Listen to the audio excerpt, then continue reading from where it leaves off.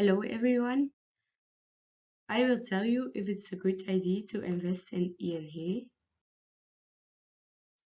I will start with the liquidity ratio, which is the current ratio. The current ratio is the ratio of current assets to current liabilities. Stocks are an element that must first be sold before they become liquid. Accruals are also an item that increases the current ratio. The current ratio must be greater than 1. The company can then pay its short-term debts with short-term receivables. At ING, the current ratio has been less than 1 for 7 years. This is not good because they cannot pay their short-term debts with short-term receivables.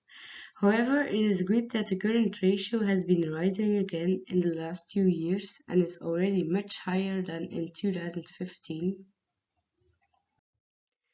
The second ratio I will discuss is the solvency ratio.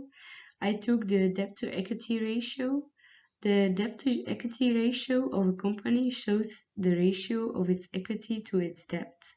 It shows the extent to which the company itself finances all its assets.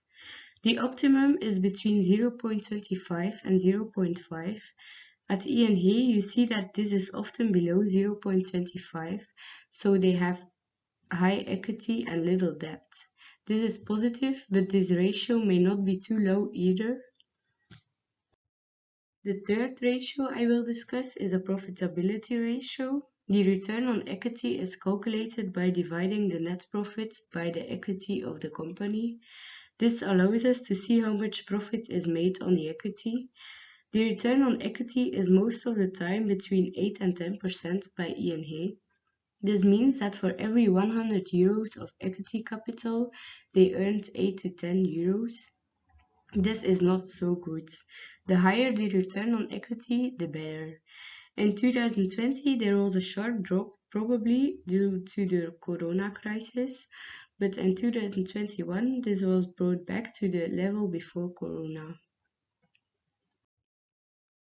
As you can see from the picture, the shares have fallen sharply in value in recent years.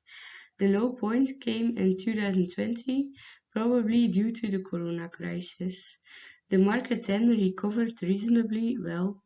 Since the war in Ukraine, the stock market value has fallen sharply again. I think it might be a good idea to invest in ING now, because now you can buy shares at a low price. Of course, it remains a risk to invest in them because these are uncertain times. To conclude, in terms of liquidity and profitability, ING is not doing so well. In terms of solvency, they are doing well. The share price has also fallen sharply, so it is a risk to invest. I think it is better not to invest in ING at the moment.